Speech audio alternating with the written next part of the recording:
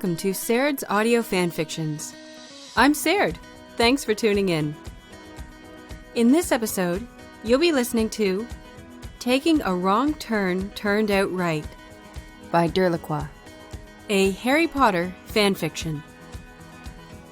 Summary. Harry, under duress, made a split-second decision that turned out very right. Genre: humor, romance. Relationships: Harry Potter, Hermione Granger. Rating: G for general audiences. It is complete with one chapter and originally published in January of 2010 on fanfiction.net. Right, with all that out of the way, let's get started. Happy listening. Taking a Wrong Turn Turned Out Right by DerLaCroix.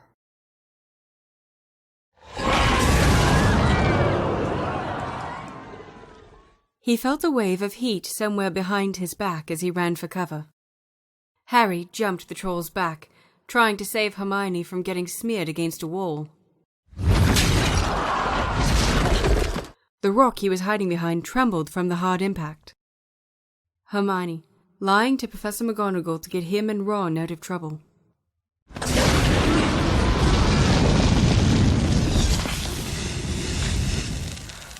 A long jet of flame licked across the rock, and its temperature became unbearable.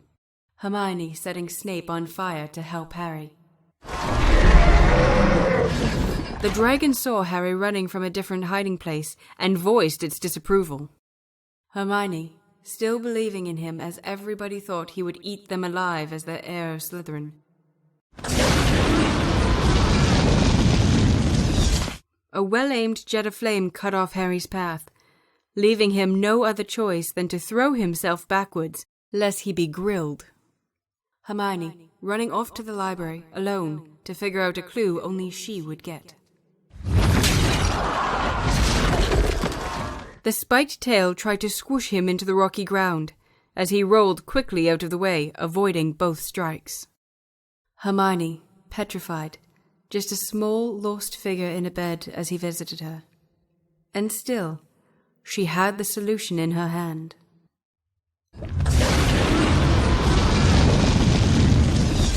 A fierce, nearly bluish flame was scorching a line into the ground while Harry frantically skittered into the safety of another rock. Hermione, running at him and hugging him hard, shouting, "You solved it! You solved it!" Some of the fine dust fell upon the heavily panting Harry, as nearly a third of the rock was ripped off by a powerful strike of the dragon's tail. Hermione turning his broom in to protect him against Sirius Black. Hermione getting him away from Were-Remus. Hermione going back in time with him to save Sirius. Hermione pressing herself at him while riding on Buckbeak. Hermione hugging him as they left for King's Cross.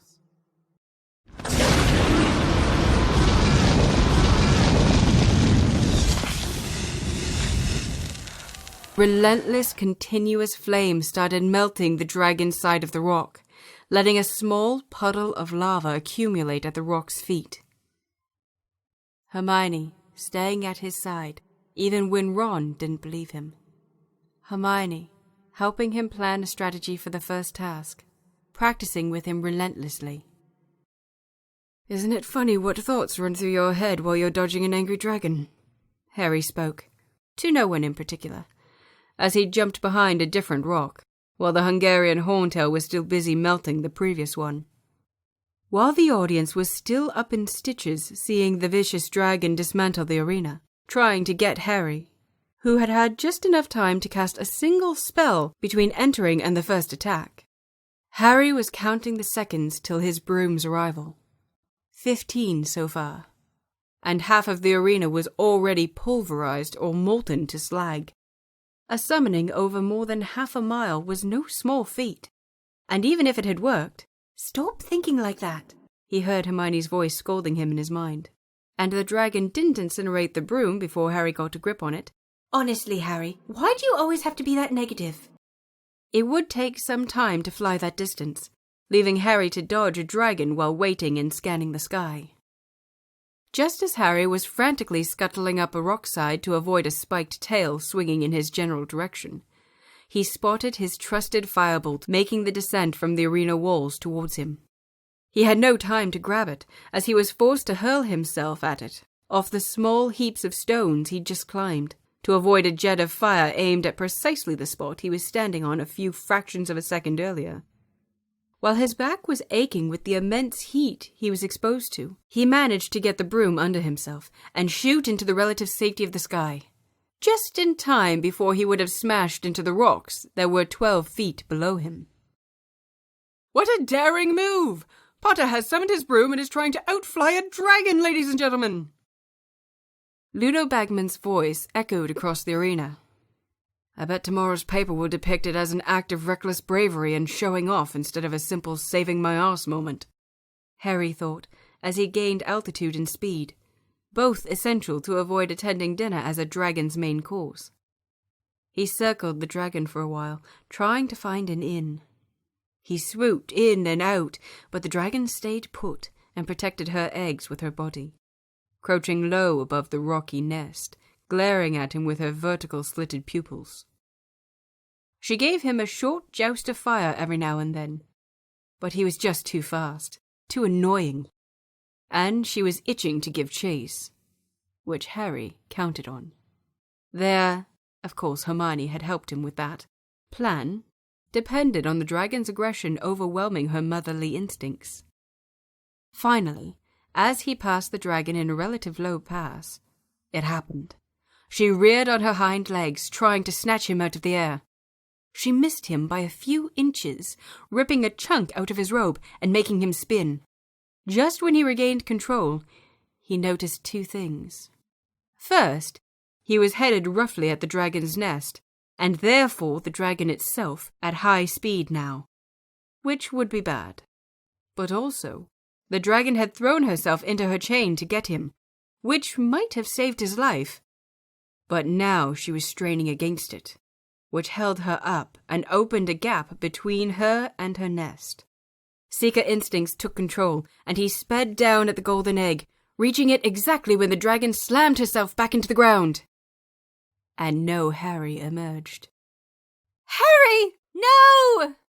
were Hermione's last words before she fainted, while all around her all hell broke loose. Just as the dragon handlers were rushing to enter the arena to subdue the dragon, a ripping sound was heard from near the dragon, and Harry, now missing a lot of his uniform, emerged from behind the dragon and flew straight to the exit. A golden egg clutched to his chest. It took the people 5 more seconds to shake off the surprise and start cheering. Now inside the finalist tent, a stunned audience witnessed the proper way to greet a hero. "What have you done to yourself this time, Mr. Potter?" A furious Madame Pomfrey scolded Harry, as she mended the serious cuts on his now exposed left arm and shoulder, where his robes hung in tatters. "Sorry, Madame Pomfrey. How could I know that the stupid beast would step on my sleeve just as I made my turn? Could you check out my shoulder? Something popped in there when she slammed the brake on me." Just as the nurse took her wand to have a look, the tent's flap was thrown open and a stretcher was floated in.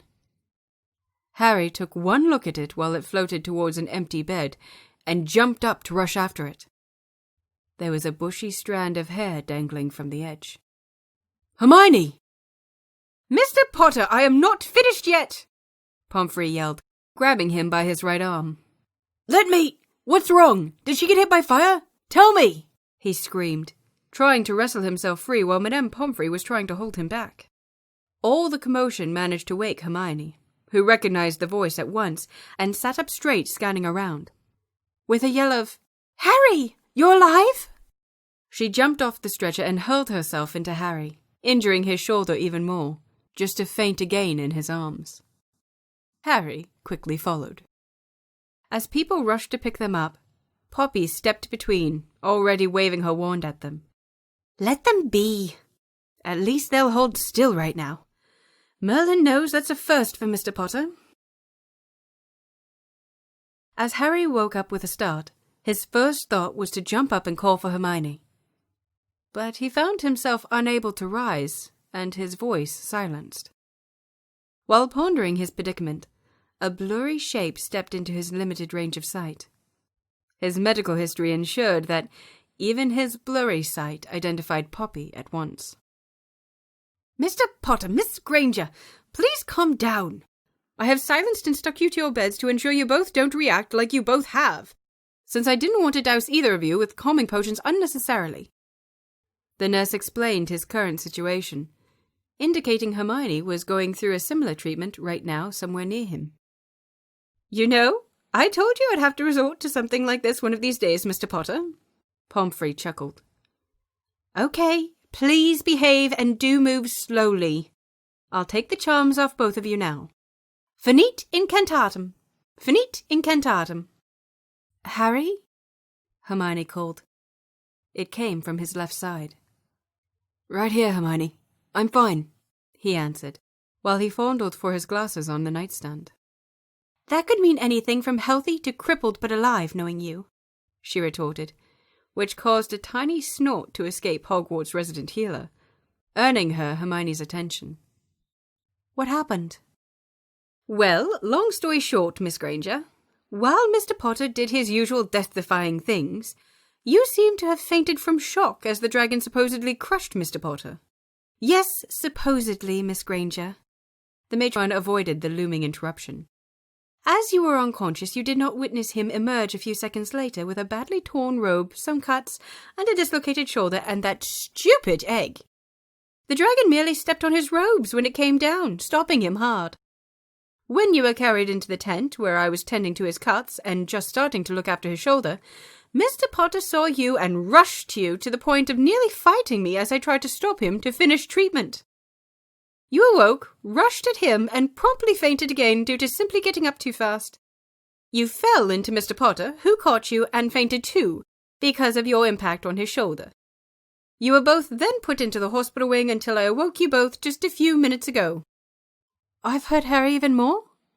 Hermione asked, shooting a scared and pleading glance towards Harry. "No, it was just from pain. You couldn't do any worse than a 30-ton dragon as it stepped on Mr. Potter's sleeve as he was speeding by at full speed."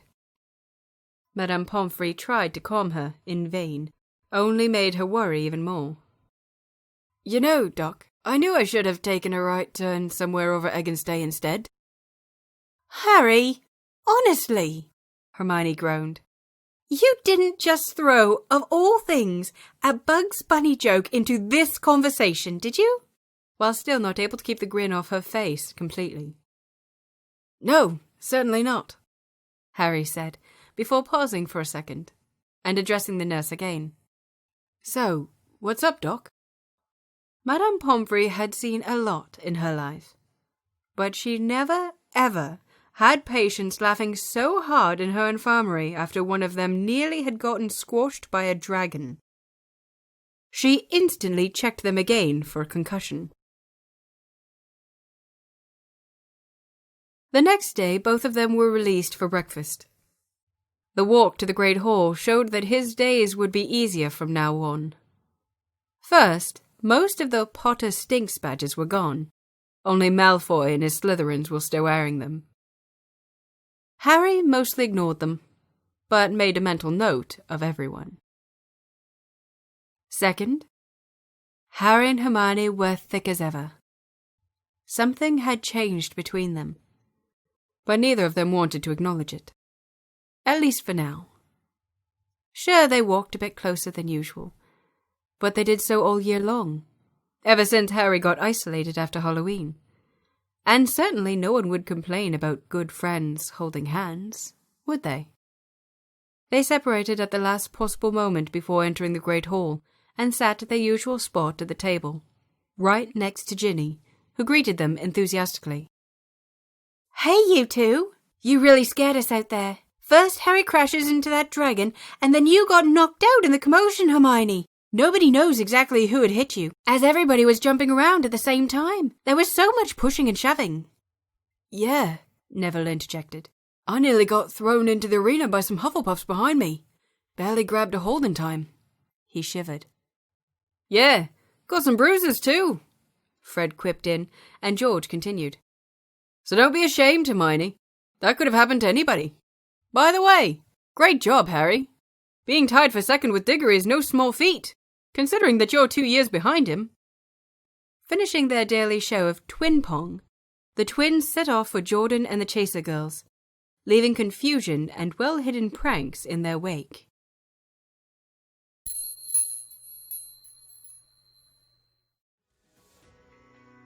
Well, that's it for this episode.